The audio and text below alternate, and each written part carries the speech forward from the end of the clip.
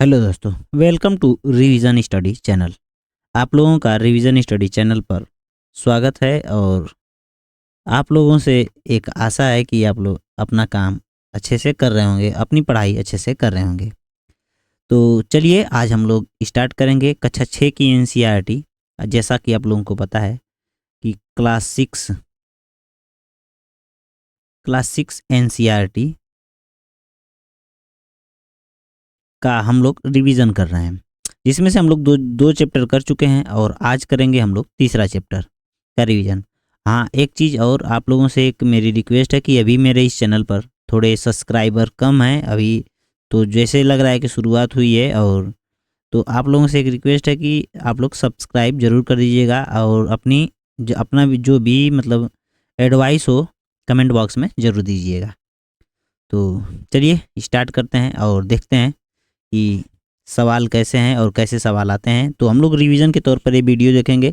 और आप लोगों से एक और रिक्वेस्ट है कि आप लोग इस वीडियो के किसी भी पोर्शन को या किसी भी भाग को आप लोग अपने कॉपी में नोट मत कीजिएगा, जितना हो सके देखिएगा। एक बार दो बार देख लेंगे तो हर एक चीज़ें आपके माइंड में छप जाएंगी। क्योंकि देखिए पढ़ाते तो सभी टीचर हैं, मैं बस रिवीजन के उद्देश्य से ये वीडियो बना रहा हूँ। आप लोग रिवीजन कीजिए और अपना जो भी फीडबैक हो कमेंट बॉक्स में ज़रूर दीजिएगा। तो चलिए स्टार्ट करते हैं। आज हम लोग अध्ययन करेंगे पौधों को जानिए। पौधों को जानिए में क्या है, तीसरा चैप्टर है यह तीसरा चैप्टर है। और इसमें आता है साग, झाड़ी और वृक्ष। पौधे में कौन कौन चीज़ आते हैं, तो तीन चीज़ आते हैं। साग किसको कहते हैं, देखिए साग जो होता है, यहाँ से इसको थोड़ा सा इतना बड़ा करने पर आ जाएगा। देखिए साग एक होता है, साग कुछ इस तरह की पत्ती नुमा होता है। इसमें एक झाड़ी होता है और एक बीज होता है। मतलब इस साग में देखिए साग का तना जो होता है हरा होता है, कोमल होता है और छोटा होता है। देखिए आप लोग देखे होंगे जैसे पालक, एग्जाम्पल में पालक पालक देख लेंगे। और साग, हाँ, शाखा, इसकी शाखा नहीं होती है, इसकी कोई भी शाखाएं नहीं होती हैं। और इसमें इसका उदाहरण है, जो इसका जो भी उदाहरण है, इसका उदाहरण है पालक, धनिया और मेथी। ये सब आप लोग देखे होंगे, गांव में मिलता रहता है। और यह अल्प विकसित होता है, मतलब साग जो होता है अल्प विकसित होता है। और इसके बाद देखेंगे झाड़ी। झाड़ी में क्या होता है कि झाड़ी में शाखाएं तना के आधार के पास से निकलती हैं। मतलब देखिए आधार के पास से मतलब जो तना होता है, जैसे यहाँ से मान लीजिए कि ये पौधा है तो एकदम नज़दीक से ही निकलेंगी। एक सेकंड दोस्तों। तो हम लोग अध्ययन कर रहे थे, मतलब झाड़ियों में अध्ययन कर रहे थे। और यहाँ पर हमने छोड़ दिया था, मतलब एक मेरे फ़ोन पर फ़ोन आ गया था एक दोस्त का, तो वहाँ पे मैंने आप लोग को बोला थोड़ी देर बाद। तो चलिए स्टार्ट कर देते हैं फिर से। यहाँ से झाड़ी झाड़ी को देखेंगे कि झाड़ियों में शाखाएं जो होती हैं तना के आधार के पास से निकलती हैं। मैं यहाँ से बात कर रहा था कि जैसे ये एक झाड़ी है इस तरह से पूरा, तो नज़दीक से ही निकलेगी जो भी तना होगा वो नज़दीक से निकलेगा। और तना जो होता है इसका थोड़ा सा कठोर होता है, यहाँ पे थोड़ा कठोर होता है। और यहाँ पे क्या होता है कि यह मोटा भी होता है, यह मोटी तना नहीं होती है, पतली और मोटी तनाएं होती हैं। मतलब मोटी नहीं होती हैं, पतली होती हैं, मोटी नहीं होती हैं। आगे देखेंगे कुछ बहुत, जैसे जो वृक्ष होता है, वृक्ष जो होता है, वृक्ष का देखेंगे कि वृक्ष में क्या है, तो वृक्ष बहुत ऊंचे तने, मतलब कुछ बहुत ऊंचे होते हैं। जैसे कुछ वृक्ष जो होते हैं बहुत लंबे लंबे होते हैं। आप लोग एक नाम सुने होंगे, आगे आगे की कक्षाओं में देखेंगे। एक कैलिफोर्निया में पाया जाने वाला वृक्ष है जिसका नाम है सिकोया। सिकोया सिकोया वृक्ष जो है कैलिफोर्निया में पाया जाता है। यह विश्व का सबसे लंबा वृक्ष है। और भारत में एक पाया जाता है जिसको हम लोग पर्यावरण का दानव बोलते हैं। पर्यावरण का दानव पर्यावरण का दानव बोला जाता है। तो यह पर्यावरण का दानव किसको बोलते हैं, तो यूकेलिप्टस एक पौधा होता है, इसको हम लोग पर्यावरण का दानव बोलते हैं। तो आप लोगों को इतनी बात अगर समझ में आ गई होगी तो आगे देखते हैं। देखिए इसमें क्या था, कुछ बहुत बहुत ऊंचे वृक्ष होते हैं, तने सुदृढ़ और गहरे, भूरे एवं भूमि से अधिक ऊंचाई पर होते हैं। मतलब इसके जो तने हैं, देखिए यहाँ से जो तने हैं यह सुदृढ़ होंगे, बहुत मजबूत होंगे और यह भूमि से थोड़े ऊंचाई पर होंगे। यह तो इन सब की विशेषताएं थी। आगे देखते हैं विसर्पी लता और आरोही लता। मतलब देखिए विसर्पी लता जो होता है, जो सीधे खड़े न हो, जो भूमि पर फैलते हैं, उनको हम लोग विसर्पी लता बोलते हैं। विसर्पी लता क्रीपर्स बोलते हैं, क्रीपर्स इंग्लिश में इसको बोलेंगे क्रीपर्स। देखिए इसका उदाहरण है लौकी, कद्दू, करेला, खीरा और मतलब और अधिक अधिक कोई भी चीज़ें। जैसे विसर्पी लता मतलब जैसे एक जगह, जैसे क्या होता है कि एक जगह से पैदा होंगे और यह पूरे ज़मीन पर इस तरह से फैल जाते हैं। ये कई जगह से इस तरह से फैल कर पूरी ज़मीन पर फैल जाते हैं, इसको हम लोग विसर्पी लता बोलते हैं। आरोही लता जो होता है, आरोही लता को हम लोग बोलते हैं क्लाइंबर्स। क्लाइंबर्स का मतलब इंग्लिश से आप लोग समझ सकते हैं, इसका मतलब होता है कि सीधे चढ़ते जाएंगे। तो यह जो किसी की सहायता से ऊपर चढ़ जाते हैं, उनको हम लोग देखिए चढ़ जाते हैं, तो इसको हम लोग बोलते हैं आरोही लता। यह दो प्रकार के होते हैं, मनी प्लांट और पान। मतलब यह एग्जाम्पल है इसका। पान का पौधा देखेंगे तो इस तरह से मान लीजिए कोई अलग से पौधा है, यहाँ पर आप लगा दिए इसको, तो यह इसको लपेट कर ऊपर चढ़ता चला जाएगा। आगे देखते हैं इसका मतलब विसर्पी लता में देख लीजिए, यहाँ पे ये विसर्पी लता के उदाहरण है। फिर झाड़ियों में ये उदाहरण है, और पेड़ पौधों में बरगद, आम, नीम आदि आदि। शाख के उदाहरण हैं, जैसे मटर का पौधा हुआ, मटर। और आरोही लता में ये सब जो आते हैं, पालक, धनिया, मेथी, ये सब आते हैं। आगे देखते हैं कि पौधों के इस ऐसे हम लोग भाग में मतलब इसको वर्गीकृत करेंगे, तो जमीन से जो नीचे भाग होता है उसको हम लोग बोलते हैं रूट सिस्टम, और इसको बोलते हैं शूट सिस्टम। ये पूछता है ऐसे सवाल पूछेगा कि जमीन से जो नीचे का भाग होता है उसको हम लोग क्या बोलते हैं, तो उसको हम लोग बोलेंगे रूट सिस्टम, और जो नीचे का ऊपर का भाग है उसको बोलेंगे शूट सिस्टम। देखिए ऊपर वाले में जो होता है फ्लावर होता है, फ्रूट होता है, स्टेम और लीफ। मतलब फ्लावर मतलब फूल, फ्रूट मतलब फल, स्टेम मतलब तना, और लीफ मतलब पत्तियां होती हैं। देखिए बर्ड जो होते हैं, जैसे आप लोग देखे होंगे, एक पौधा है और यहाँ से एक तना निकला है, तो एक छोटा सा इस तरह से पंखुड़ी नुमा छोटा सा पौधा जहाँ से निकलने के लिए तैयार होता है, इसको हम लोग बड बोलते हैं। अब यहाँ पे जो देखेंगे कि जो रूट सिस्टम में क्या होता है, प्राइमरी रूट होता है और एक सेकेंडरी रूट होता है। जैसे रूट सिस्टम में इस तरह से हम लोग देखेंगे, नीचे से इस तरह से जब जा रहा है, थोड़ा सा एक सेकंड इसको बना लेते हैं। यहाँ से मान लीजिए कि यहाँ से ज़मीन है, यहाँ से पौधा नीचे जा रहा है, ये पौधा है मान लीजिए, तो यहाँ से इसको जो मेन जड़ होती है, जो मतलब मुख्य जड़ होती है, उसको हम लोग बोलते हैं प्राइमरी रूट, मतलब मुख्य जड़। और ये इसके बाद जो होता है सेकेंडरी जड़, इसमें से जो भी जड़ें निकलती हैं अन्यथा अलग अलग से, तो यह सेकेंडरी जड़ें होती हैं। देखिए एक बीज का मतलब चित्र दिया गया है, इसमें बीज जो है, बीज के ऊपर का जो भाग होता है उसको हम लोग बीजावरण बोलते हैं। बीज जहाँ से निकलने के लिए तैयार होता है उसको हम लोग बीज द्वार बोलते हैं, और बीज की रक्षा करने के लिए मतलब बीज के इस तरह से जहाँ से खुलता है उसको हम लोग को नाभिका बोलते हैं। बीज में जो होता है उसके अंदर क्या होता है, मूलांकुर होता है और प्रांकुर होता है, और एक होता है बीज पत्र। आप लोग आम की गुठली देखे होंगे, आम की गुठली में क्या होता है कि जब आम की गुठली को आप खोलेंगे तो इसी तरह से निकलेगा। मतलब क्या होता है इसमें कि इस तरह से आम की गुठली को जब दो भागों में हम लोग, जैसे जब आम बरसात के दिनों में जम जाता है, उग जाता है, जैसे पौधा छोटा सा बच्चा उगता है, तो एक नीचे जाता है और एक ऊपर जाता है, और जो आम की गुठलियाँ होती हैं उसके दो भाग इस तरह से निकल जाते हैं। इन दोनों भागों को हम लोग बोलते हैं बीज पत्र।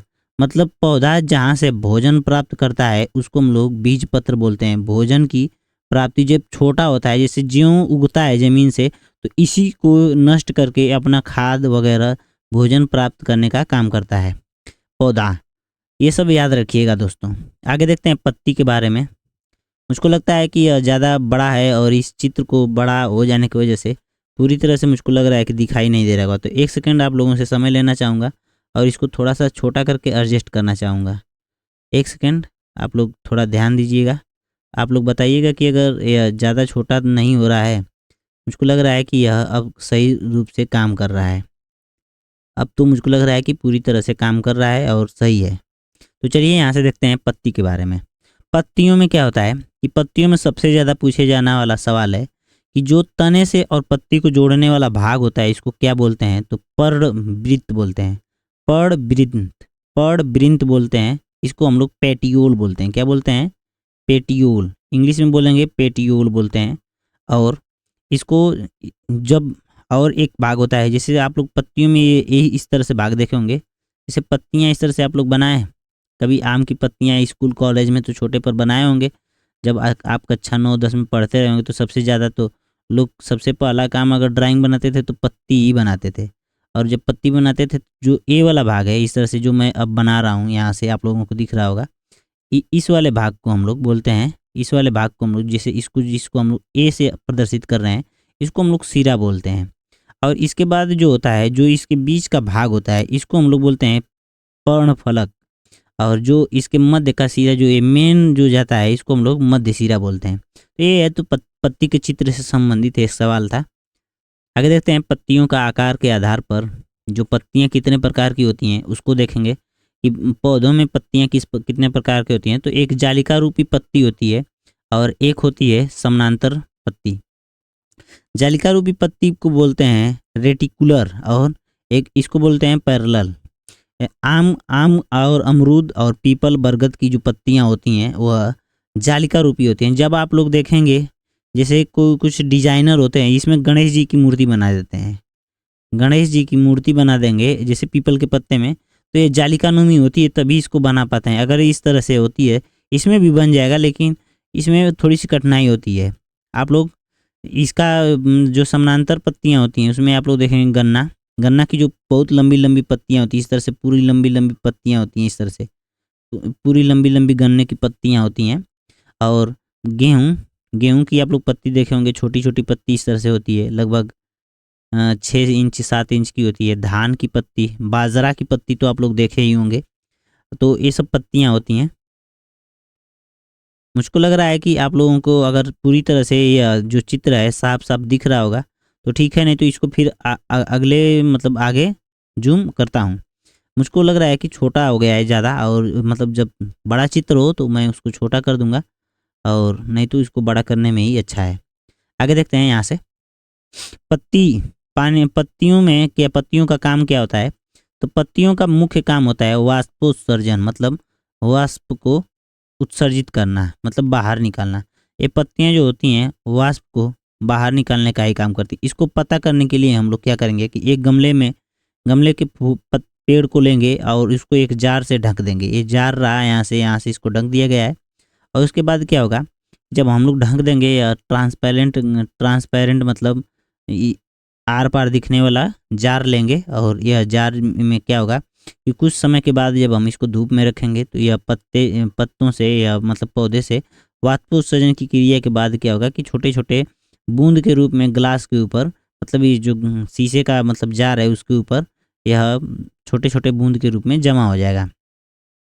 और इसको हम लोग मतलब ये इसको हम लोग कवर करेंगे पॉलीथीन से ही। और ये सब हो सकता है आप लोग देखेंगे कि आप लोग एक प्लास्टिक लीजिए, अपने घर के आसपास के जो भी पौधे हैं उसके लास्ट वाले सिरे को इस तरह से बांध दीजिए पूरे कस के। तो आप लोग देखेंगे कुछ समय बाद इस प्लास्टिक में छोटे छोटे बूंद के रूप में पानी आ जाएगा। तो पौधा में वो पानी कहाँ से आया, तो वाष्पोत्सर्जन की क्रिया के कारण, यानी पौधे वाष्पोत्सर्जन करते हैं। देखिए जो नागफनी होती है वो भी वाष्पोत्सर्जन करती है, लेकिन वाष्पोत्सर्जन की क्रिया से बचने के लिए क्या करती है, अपने पत्तियों को कांटे के रूप में मतलब बदल लेती है। इसकी जो पत्तियां होती हैं, ये जो आप लोगों को दिख रहा है ये जो हरा रंग का है, ये पत्ती नहीं होता है, यह तना होता है। लेकिन ये इसकी जो पत्तियां होती हैं ये तो कांटे के रूप में बदल जाती हैं। आप लोग देख रहे होंगे इस चित्र में जो पत्तियां हैं वो कांटे के रूप में बदल जाती हैं, जिससे क्या होता है वाष्पोत्सर्जन कम होता है। देखिए पत्तियों के कार्य देखिए, पत्तियों का कार्य क्या होता है, प्रकाश संश्लेषण करना, वाष्पोत्सर्जन करना और कीटों को आकर्षित करना। देखिए प्रकाश का संश्लेषण करती हैं पत्तियां, ये तो आप लोगों को पहले से ही पता होगा, वाष्पोत्सर्जन मैंने अभी बता दिया। लेकिन कीटों को कैसे आकर्षित करते हैं, एक सवाल है कि कीटों को कैसे आकर्षित करती हैं। तो ये पत्तियां देखिए कीटों को आकर्षित करने का भी काम करती हैं, क्योंकि आप लोग एक पढ़ेंगे घटपरड़ी का पौधा, घटपरड़ी, घटपरड़ी का पौधा एक होता है जो क्या करता है कि नाइट्रोजन फिक्सेशन करने के लिए मतलब कुछ कीटों को अपनी ओर आकर्षित करता है और फिर उन कीटों को अपने में मतलब जब उस पर कीट बैठ जाते हैं तो अपने आप को बंद कर लेता है, जिसको हम लोग बोलते हैं पिचर प्लांट। और इस तरह से होता है, इस तरह से और इस तरह से ढक्कन-नुमा खुला होगा। आप लोग देखेंगे काजल लगाने वाला जो कजरौटा होता है, उसका जो ढक्कन होता है उसी तरह से वो पौधा होता है। इसको हम लोग घटपड़ी बोलते हैं, इसको पिचर प्लांट भी बोलते हैं। तो ये जो पिचर प्लांट होता है, यह क्या काम करता है कि मतलब अपने आप को इस तरह से बंद कर देता है। जब जो इस पर कीट कोई बैठेगा यह बंद हो जाता है। तो यह आकर्षित भी करती हैं पत्तियां, आप लोग याद रखिएगा। आगे देखते हैं कि जड़ का काम क्या है और जड़ कैसी होती हैं, जड़ कितने प्रकार की होती हैं। तो यहाँ से देखेंगे कि जड़ जड़ जो होती है, जड़ दो प्रकार की अक्सर करके होती हैं, मुसला जड़ और झकड़ा जड़। देखिए मुसला जड़ में जो होती है, द्विबीजपत्री पौधों में मुसला जड़ें अधिकतर पाई जाती हैं, जो कि आम, इमली और नीम में होता है। एक बीजपत्री में जो होती हैं झकड़ा जड़ें पाई जाती हैं, इसको हम लोग मोनोकोट बोलते हैं। एक बीजपत्री को मोनोकोट और द्विबीजपत्री को डाइकोट बोलते हैं।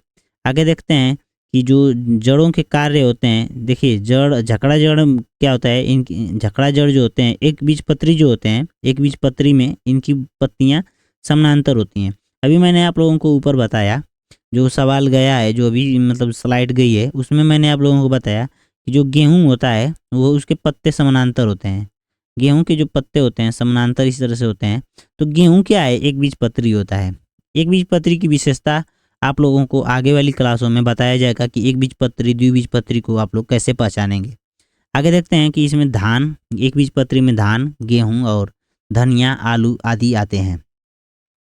और आगे देखेंगे कि जड़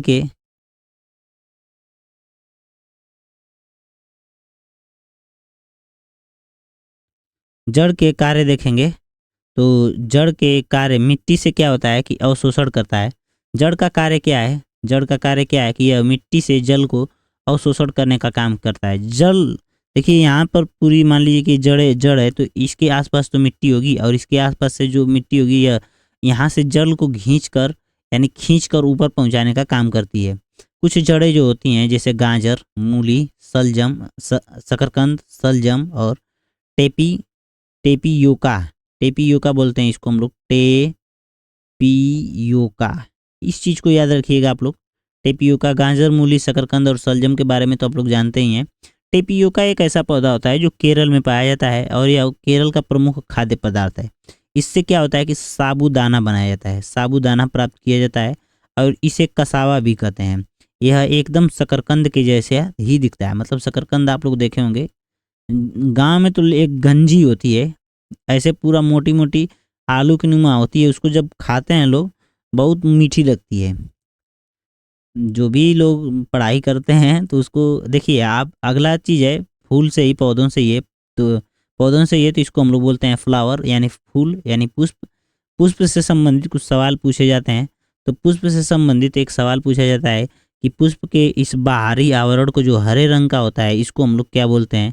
चित्र में दे देगा और चित्र वो इस तरह का कलर वाला नहीं होगा तो इसको हम लोग बोलते हैं स्टेपल।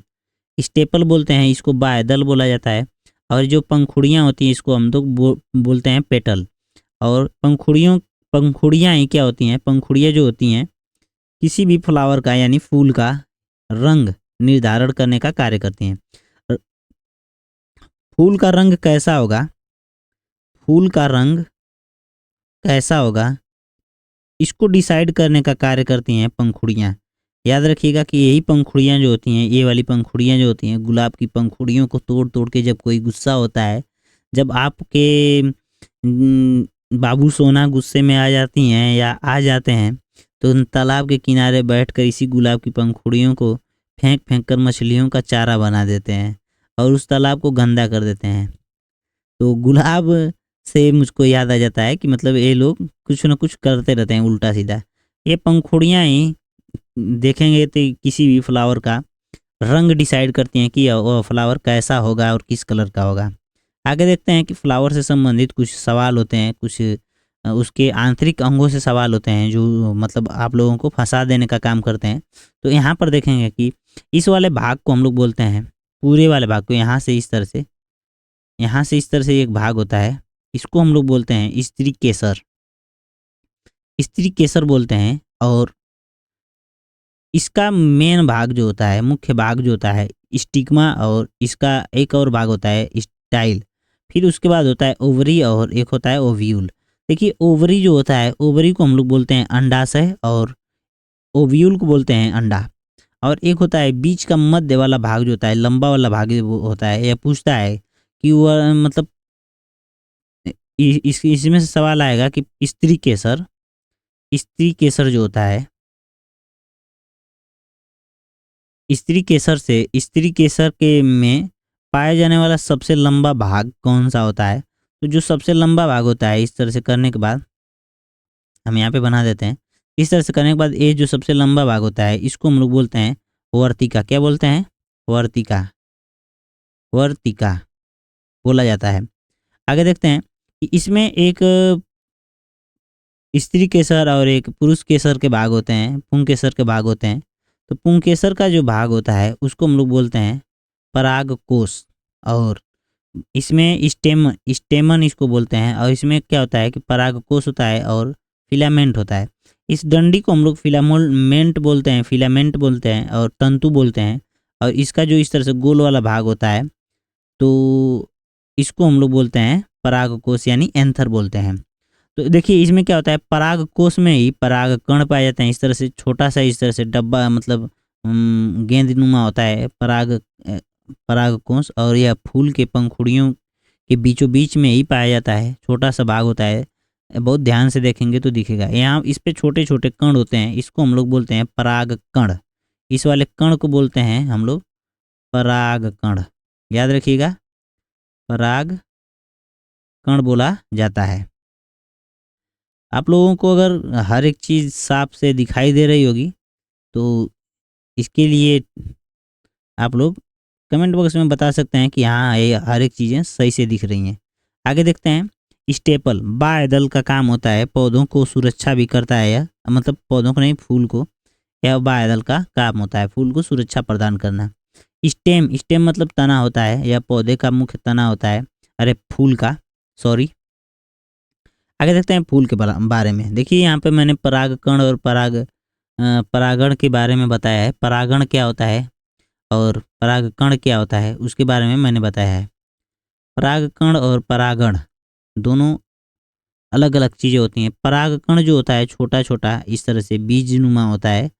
इसमें आप लोग देखेंगे पौधों के अंदर, जब आप लोग किसी फूल को देखेंगे, गुड़हल के फूल को ले लीजिएगा, जब उसको अपने हाथ पर इस तरह से पटकेंगे तो आपके हाथ पर एक पीला नुमा छोटा छोटा कण लग जाता है, उसी को हम लोग बोलते हैं पराग कण। और इसकी जो डंडी होती है इस तरह से, इसको हम लोग बोलते हैं तंतु यानी फिलामेंट। परागकोश और परागकण जो होते हैं, परागकण का इसी देखिए, यह कण को मैंने इस तरह से थोड़ा सा बड़े साइज में बना दिया है। इस कण का इस वर्तिकाग्र तक पहुंचना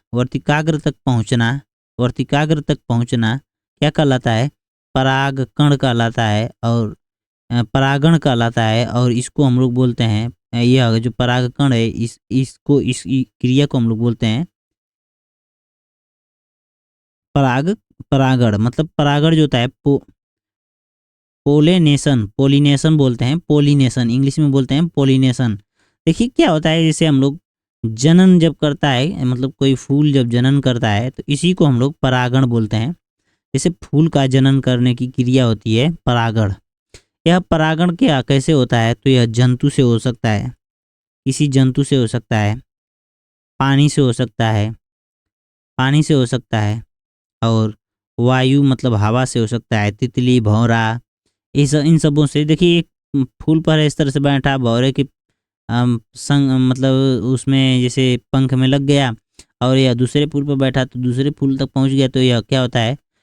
पर परागण बोलते हैं। मतलब मतलब ऐसा ही फूल न होना। आगे मैं बताने की कोशिश करूंगा, अगले चैप्टरों में आएगा। यह मेरा नाम है आशीष, और मैंने अपनी ही हड्डियों का जोड़ बनाया था।